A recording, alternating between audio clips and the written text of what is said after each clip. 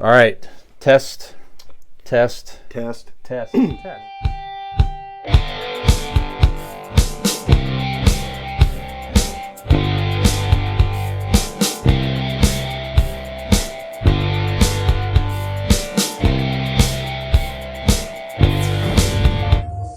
Why did Mom give you the silver? I was supposed to get the Where silver. were you when Mom was sick? Oh, that's right. You were in me. Florida with that Don't guy. talk to my wife that way. Talk to Any way I want to. Excuse me. You know, you're not even relevant. I've got to say, I think I want to be a Democrat. Okay, time out. Fangs and claws away. Peace on earth, goodwill to each other. Where's the law? You can't stop Grandma. You can't.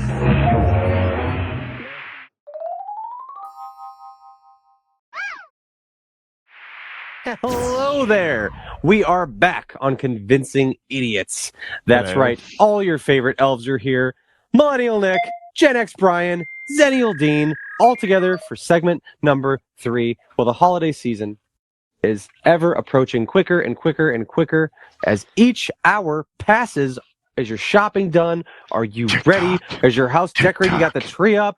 What is going on? Well, maybe this year you're just, you're having trouble getting into the holiday spirit. It's just not, it hasn't come on like it usually has. Well, we're here to help you with that because we thought We're going to help you come on things. we're going to help you come on with that and on things. We're going to help you come on with the tree. We're going to help you come on the house with the lights. We're going to help you come on the presents.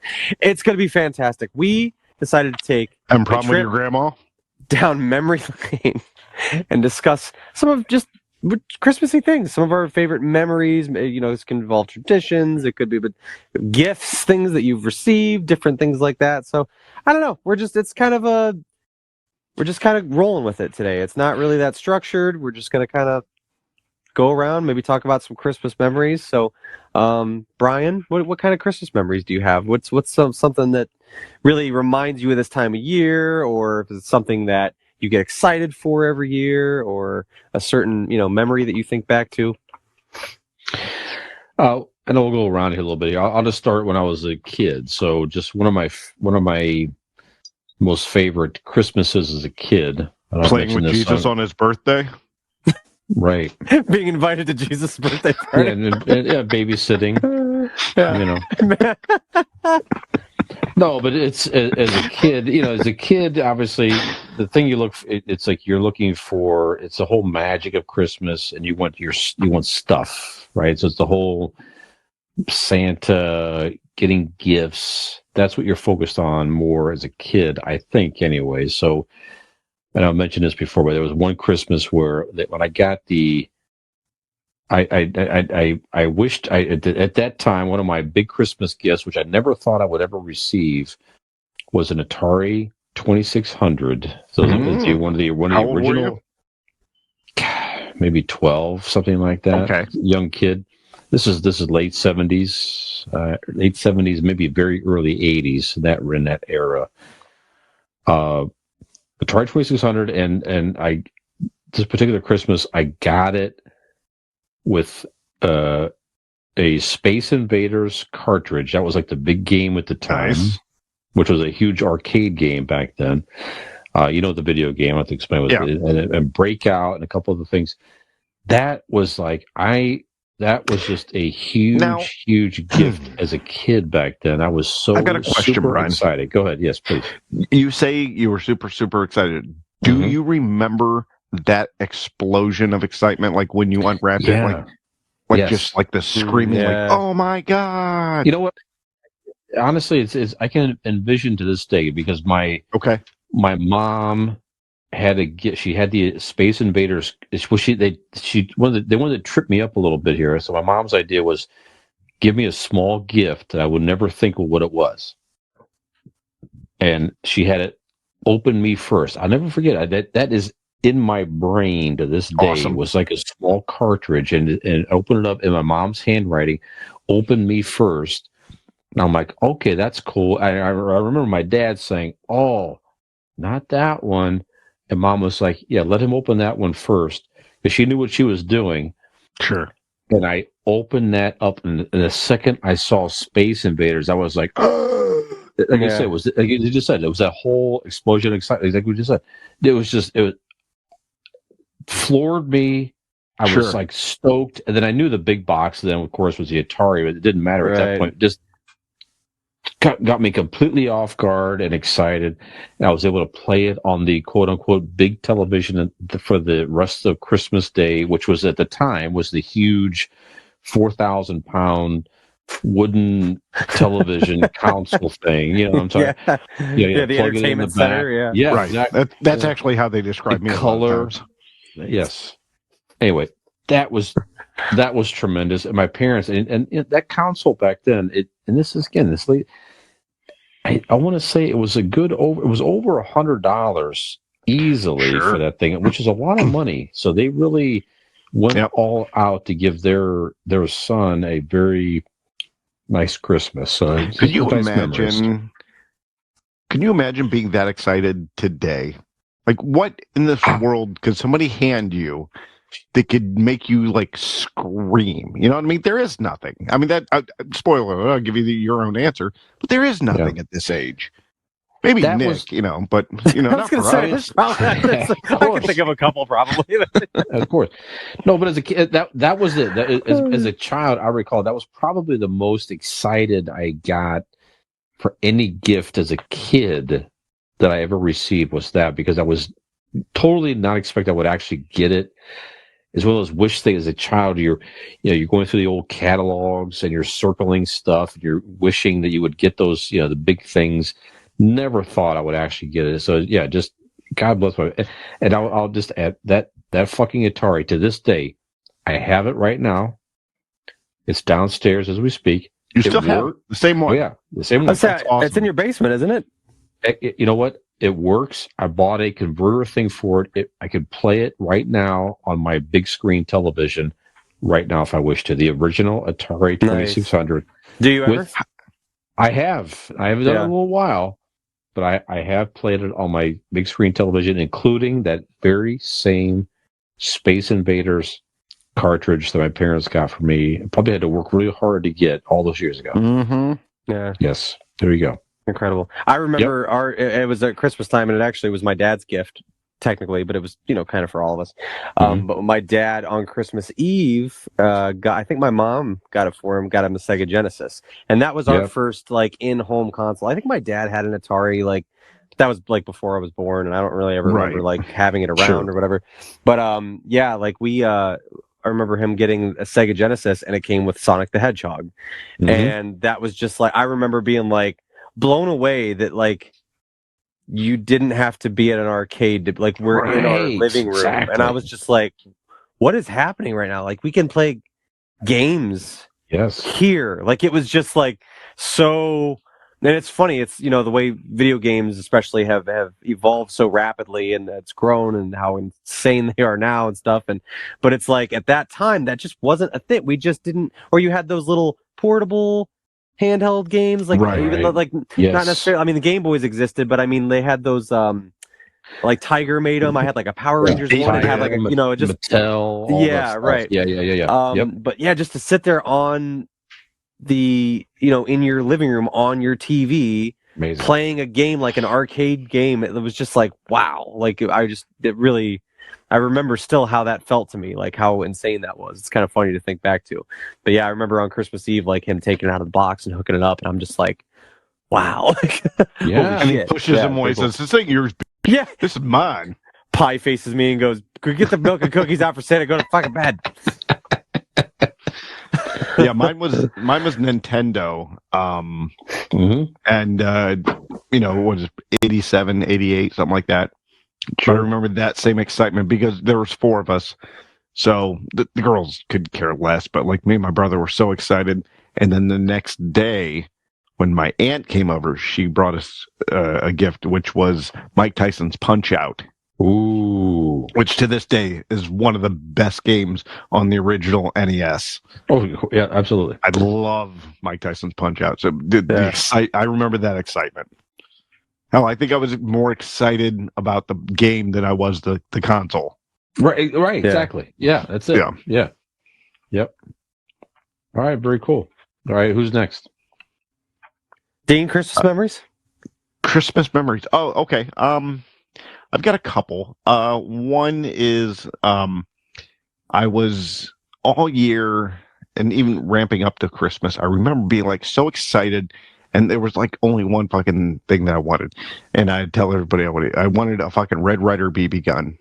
And coming up to it, like, and then all of a sudden, we're all sitting around the Christmas tree, and I'm with friends.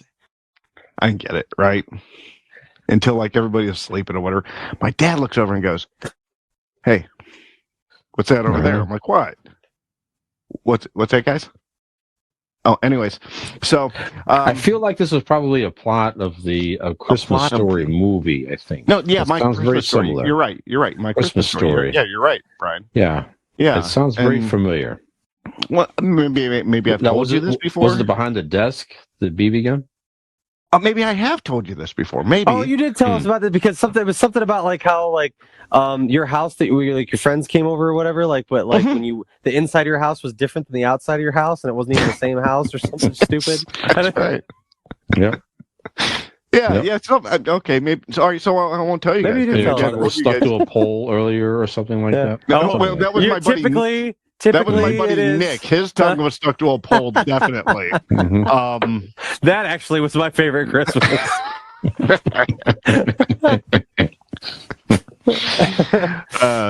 I don't know. My favorite Christmas memories are Christmas morning, like the generalization of Christmas morning. We had the tradition that there was 4 of us, so and nobody could go downstairs. It had to be everybody at the same time. You know what I mean? So you had to wait for your parents to wake up, and then they would take forever knowing what they were doing. The anticipation. And then they would each year they'd send a new kid, one down to do a fucking recon mission to see and come back up. Oh my God, you should see it and stuff. I mean, and again, we weren't rich. We didn't have a lot, but hell, there were 4 of us. So it looked just like a massive sea of presents because there was, 4 of us. You learn how to divide things up in quarters in your mind real fast. You're like, okay, let's see. That's no. Right, I probably got about. Well, you tried, but 4. they didn't actually like actual divvy them up. It was like right. The majority of them were for Robin, and like we got like maybe like a half a present, right? We got orange, right, and that was the one they beat me with earlier. Yeah, in a sock. Yeah, that was my Halloween present. So yeah, no, those are some of my memories. It's just that anticipation, that excitement of Christmas morning, and just it's the whole morning thing of going downstairs and making the hot chocolate and they make like a special breakfast or whatever, but nobody's eating it because all the kids are excited and stuff, and so. You play the certain music at the, there's just there was a whole system to it that I miss, that I do try to give to my son. Yeah. But you can't duplicate, some of that shit, but so those are some of my memories. Yeah. And also to like what you said about that is like, you try to recreate that, but it's also like, you don't know you put those memories on a pedestal and you remember them a certain way because you were a kid, and like, but a lot of the things that you do today and that we do for our kids and Brian did for Peyton and stuff like that, it's like I'm sure they do when they grow and they get to be Peyton's age. I'm sure she's got things that you did that really stick with her, and they might not even be the things that that you would think of, like the things that sticks with her or that will stick with our kids when they grow up, like just certain memories that because we try all those special things. Yeah. And that's really what it's about. That's what I mean. Every Christmas morning, I throw him down the stairs, because I'm like, what memory, like strong memory, could I give him that will always remember Christmas morning? So I, when he was very young, I just started throwing him down the stairs Christmas morning, and lo and behold, like he would, well, I don't know about if excited or looking forward to it, but like he would cry, in anticipation of me doing it because he was so excited. Sure, yeah. And then by the 4th time you did it, his memories, he just didn't. the memories just started falling right out. There are no more. Well, that and he forgot how to tie a shoe. And anyways, Yeah, Nick, right. what are some of your memories? No, you were saying, kind of like about the gift, or is there anything that could make you feel that way now or whatever? But one of the main things that I think you just can't replicate from or at least I don't know about you guys, but when I was a kid, I remember on Christmas Eve I don't know how to explain it other than it was a mix of nervousness and excitement. I was excited because Santa was coming, but I was also nervous. Not that I thought I ever had anything to fear of Santa, but I always did because you knew adults would touch you when you fell asleep. I always found it, even as a little kid, a little unsettling that someone we've never directly met will be in our house at some point overnight. And you're not gonna. And also, the doors are locked, but he can still get in. I was like, I don't know if anybody else felt like this or thought about it. As a kid, I was like, I mean, I know he's Santa and he's magic. We have nothing to fear. He's great. It's Santa, But I'm like, they told me that about the priest too. So he can just come in, even though we don't have a chimney. He can, and the doors are locked, but he'll still There was just something. It was, but again, it wasn't out of fear. It is funny to look back on, but it was this kind of it was. I was excited to go to sleep because it was it's fun and it's magic, but then I was also it was a little unnerving just knowing that I don't know what it was, but it was so fun. It wasn't scared, but it was, like I said, butterflies, I guess, would really be the closest thing I could say. But there was just that little level of unease, nervous anticipation, butterflies, but definitely excitement. And then I get that. My memories wise, there's all these little things the house I live in now that I purchased from my grandparents. We spent every Christmas Eve over here. This was the spot. My great grandmother's house. I remember my great grandma's house. Kind of going back to the previous episodes, the Sinatra Christmas style songs on this very old timey radio in the kitchen, and there was always this incredible spread of cookies and leftovers from the dinner we had out everywhere, and everybody just make their way in and pick at the food, and you walk around, and just the laughter throughout the house, people talking, your family members and stuff. And my grandparents, my Oma and Opa that lived in this home, they did a really cool thing where, because they would buy gifts for, obviously me, I was their only grandchild, and then my mom and my dad. And the thing was, though, they'd have the gifts wrapped and under the tree, weeks before Christmas. But none of them had name tags. They would always do this. None of them had name tags. And some years they deciphered whose gifts were whose because they knew there was 3 different types of wrapping paper. So only they knew these ones are Nick's, these ones are Scott's, these ones are Jen's because of the way they're wrapped or the color of bow. But you never knew what it was. It was a code that only they knew. So it did you no good. It changed each year. You did. It did you no good to sit there and lift up certain gifts. You had no idea which one was which ones were for you. Only they knew. And I always just thought that was so clever. If you picked up the one that was vibrating, you're like, oh, there's a little Nick's. Right. Yeah. But no, it was I don't know, just stuff like that, just with family, just little traditions and things like that, and just vivid memories of those old style, big, different colored Christmas bulbs on the outside of houses. You can still buy them, but people don't use them anymore. They use the LED ones and stuff like that. But my great grandmother's house was always done up in those big. Every time I see those big, giant traditional Christmas bulb glass lights, those exterior lights, I always think of that stuff. But yeah, just stuff like that. One of my it wasn't it was not necessarily my worst Christmas, but it was one of Carter's. It might have been his first Christmas. Honestly, I was working at the radio station. His first Christmas was your worst Christmas. Oh, okay. Well, no, my worst Christmas was not worst, but it wasn't that traditional Christmas. Yeah. He was born in October, so December comes around. They were just paperweights. He was only they were fleshy paperweights for the first. But Christmas. I was working at I worked the overnight at the radio station in Cleveland, Independence, mind you. But I'd come in I drove, like a bat out of hell to get here and wake everybody up and kind of did the whole so that's my first memory of like his Christmas. I actually haven't even thought about that until just now. Like it wasn't bad. I mean, because like he didn't know any better. And hell, actually nobody did because I mean they knew I was working, but it's not like they were waiting. They were sleeping, but it was still I was up for like fucking 48 hours, because you have to do all the whole family and stuff after, your kids open presents and whatever. But yeah, that's another kind of weird memory that, came to mind.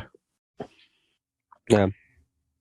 Do you have either one of you guys have like a specific gift or a thing that like Joe? You said you're Atari, Brian. Do you have like a specific like something that when you were a kid that was like? I honestly don't. Nothing honestly as a kid that sticks out to me, specific. I remember. Honestly, in my stocking, getting the comic book had just come out. It was scarce because like it went so fast. But the Superman dies when he was killed by Doomsday. That was in my stocking one year, and like out of everything I opened, that's the thing I was most excited about and remember to this day. Really, yeah, that's cool. Yeah, gift wise, I can't. I mean, I guess that the Atari was probably the biggest. I definitely had some nice gifts in my time growing up. But that was the biggest probably gift that I received. I was thinking about some of the stuff you were talking about. It's from a memory perspective. I don't know. There's so much. I remember just waking up. You sort of, as a parent, you're sort of sleeping, and then you feel like you get that sense of somebody's like, around, and waking up and looking, and I can just vision it now. The little Peyton standing there with her pajamas, just, just kind of standing there, just sort of, she didn't want to go wake up. She didn't want to go wake up daddy, but she was just sort of in the hallway looking in, like, just waiting for daddy to kind of wake up. Parents. Yeah. And then just to go downstairs in the excitement. She was always so good though. She waited. She didn't go downstairs without dad. It was just like waiting for me to wake up and go downstairs. Those are, just the anticipation and the excitement is you kind of mentioned it already too. As a kid, and then you see it, how it passes on to your children.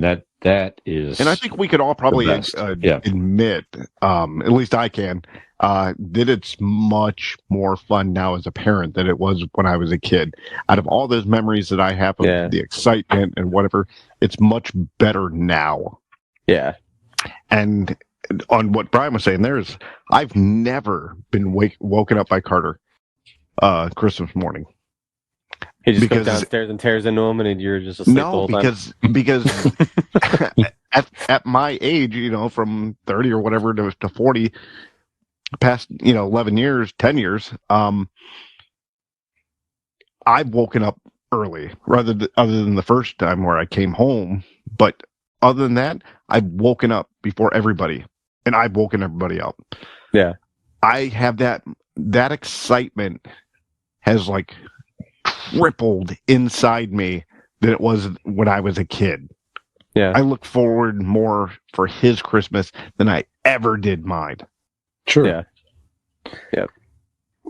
That's all about, man. And then hopefully, he feels that way too, getting some of that from his dad, and then he'll pass it on to his kids someday. Sure. That's what it is. That's a beautiful thing, man. Yeah. Nick, anything else? I got what do I got? Yeah. No, go ahead if you got one. Because another memory. They're now like, because I didn't, like you said earlier. Yeah, like because I didn't really prep for this because I'm like, it's Christmas memories. Yeah. And now once we're talking about this, they're all kind of popping back in my brain. Yeah. I was in a trunk of a car. Go ahead. Are you talking about the first night we met? Well, this is one of your Christmas memories, I thought. Yeah. The first night we met. Mm-hmm. Brian abducted me. This was the days, Dick, they had the thing in the back, the trunk release thing. Yeah, horse shit. That was a major inconvenience. That thing. Yeah, you know what I'm saying? I'd like to talk Brian to whoever came up with lobbied that. so hard for them not to make that. It was so people can just get out at will from the trunk now. What is that? bunch of bullshit. That's what that is. Go ahead, Dan. No, I remember there was like a specific action figure that I wanted, and my dad like all year wanted like he worked a lot, right?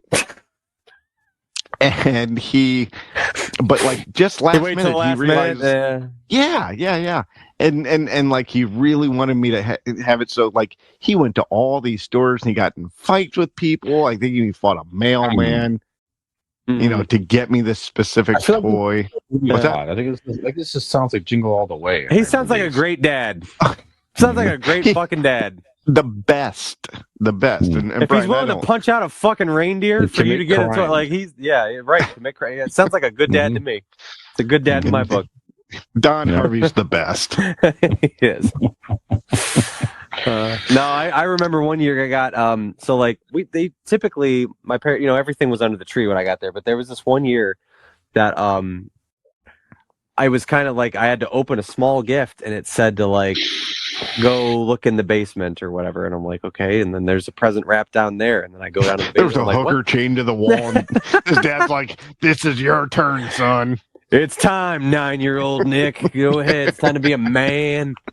But then in that box was like, and it led me to a couple different places. Well, What's it in the led box? Eventually into our front coat closet in our living room. And inside was, to this day, I still have it. It was my first, at this time, the carbon fiber, like the one-piece synthetic hockey sticks were a new thing because they used to have, we was just all wood sticks. And when I was playing hockey, all I ever had was wood sticks. And, the carbon ones were super lightweight and, very expensive. So it's like a scavenger hunt. Yeah, find the and I never thought I'd get one. And to this day, it's a left-handed Easton Synergy Joe Sackett curve stick. I still have it to this day in my garage. It was like one of the ones that really sticks out that I'm like, I just couldn't believe it because they were so expensive and they were so like, it was so cool. And like the pros used them and I still, most kids just had the wooden stick. So it was kind of cool. But, and then this is kind of hard to imagine being what Star Wars is now and like all of the merchandise and all, but like before they, I don't know. It was probably like mid to late 90s. There were no Star Wars action figures. Like we had my dad's like old ones, the Kenner ones that like, that Brian has. And I've, I have my dad's like original set, but there were no Star Wars toys. And then one year they came out with, your basic, the first series of them or whatever. And it was inside of this one box. There was, all of them were in there. Like you open this big box and like Luke was in there and Leia and Darth Vader and the droids and Chewie and Han and like the central characters all in their individual boxes and I'm like, oh my god, and I'm pulling them out one after the other and it's Yoda, Darth Vader, and C-3, and then in another box it was the Millennium Falcon, like the big, like that they could all go in, and that was, I just remember like that was one of those moments where I was just like, oh, like blown away. Like I was just like, oh my god, I got all of them. You know what I mean? Like it was just, that was really cool. And I was at that age to where like action figures were, a really big deal, and like to get all of the Star Wars ones. And when they're, like I said, up to that point, it's so weird to think about now, but like there were not Star Wars figures out when I was like a little kid. I don't know if I was like maybe 8 or 9 or 7 or somewhere in that age range, but yeah, up until that point, they're. It was scarce. It was scarce. Like any Star Wars, like memorabilia, action figures, anything. Like I remember it was like it is now. Yeah, it was like 1992. I get this box and I fucking ripped up the wrapping paper, opened the fucking top, and it was Harrison Ford. He just says "fuck you," and I closed the box real quick and I ran. I don't know whatever happened to that, but like it was very strange. Yeah. Did he have his left ear pierced yet, or no? Was this pre or post left ear pierced? Of course, yeah. Okay, pre. Yeah. Pre. Okay. Yeah, it was a wish. It was a wish Harrison Ford. That's right. Sounds like. Yeah. Yep.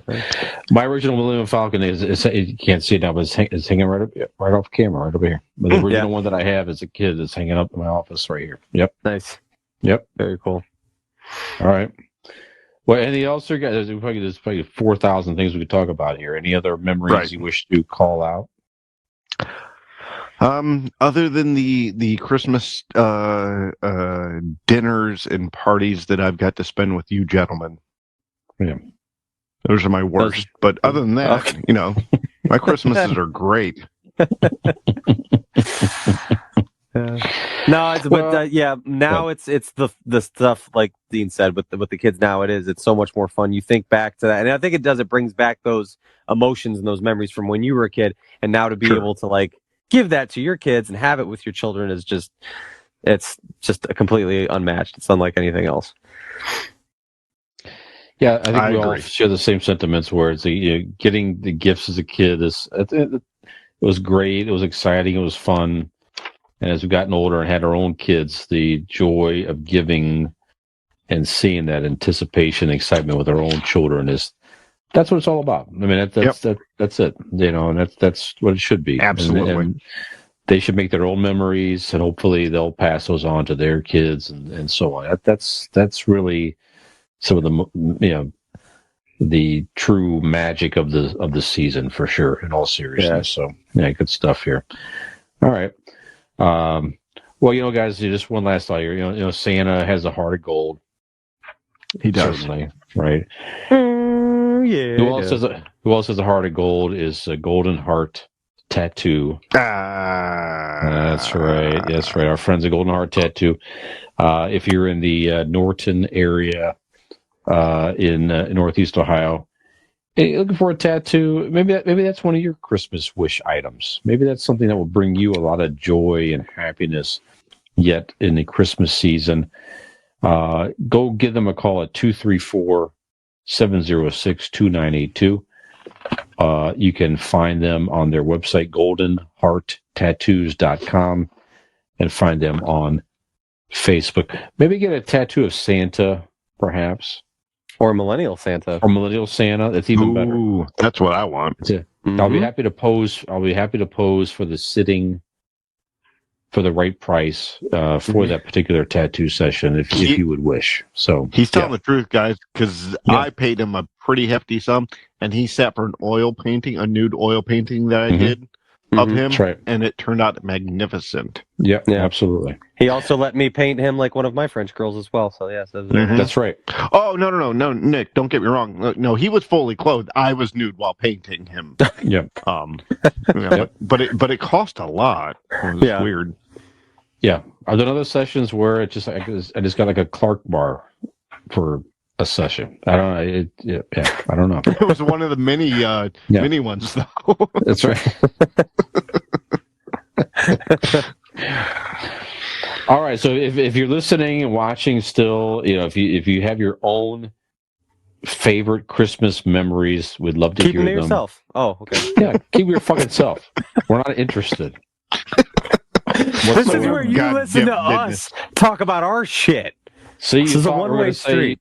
It's your own goddamn podcast. Maybe we'll fucking not listen like you don't lissn to us. Pricks. Right. God damn it. No, seriously. If you have we're interested to hear it. Just email us. convincingidiots at gmail.com or we'll read them on the air next time if you want. We'll tell shout you out. Every single one. Sure. Yeah. That's right. Yeah. Maybe it's your Christmas list in your miserable lives. I don't know. No, would you after a pack of fucking Marlboro? Right. Anyway, no, comment. And we'll be happy to read them and share them if you're so inclined. So, Nick. Yeah. I think that brings us to another ending. I think it do. Fine episode. Maybe that's somebody's Christmas list as well. Wish as well as this episode comes to an end. Dean, you have a suggestion, sir? No. I have a wish. And my wish. Okay. Watch it. I'm rubbing the genie's bottle. He comes out and he says, "That's no genie." You said S.O. Gene? What did you say? I said that's no genie. That's no genie. It's make believe. Come on, god damn it! All right, so I'm rubbing the genie. He comes out. He says, oh my God, you freed me. You only get one wish. Yeah. You know what my wish is? What it is? Is for Nick's outro to be done in Santa's voice. And as he's telling us who's been good and who's been naughty. Ooh, well, I don't think I have to go too far to tell you who's been a good boy. Our lovely millennial Santa, who's always spreading cheer and giving pumpkin spice lattes and caramel brulee lattes to all the unemployed young men and women and millennials of the globe far and wide. And, of course, on our naughty list, our so naughty list, is Micro Penis Dean. So,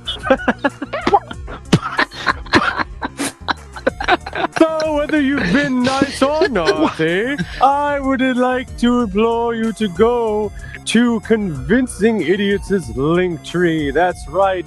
Find your nearest set of reindeer and take them over to the Convincing Idiots link tree. Just go to Google. Start there. Be a good boy. Type in Convincing Idiots link tree, LINKTREE, and there you will find all of the social media accounts in which you can carry on being a good boy or girl by liking, subscribing, rating, and reviewing. You can also find that information on their website. Gather up all your merriest elves and head on over to convincingidiots.wordpress.com. So, for this episode, I am your Millennial Nicholas, Santa Claus. And I am the Zennial just the Zennial, just the regular Zennial Dean. Yo. Millennial Santa here. Have we convinced you to join us again next week along with some other friends and perhaps engage in some naughty behavior? See you next week, bitches. Zennial Dean, Gen X Brian, Millennial Nick. If you like what you saw, like and subscribe.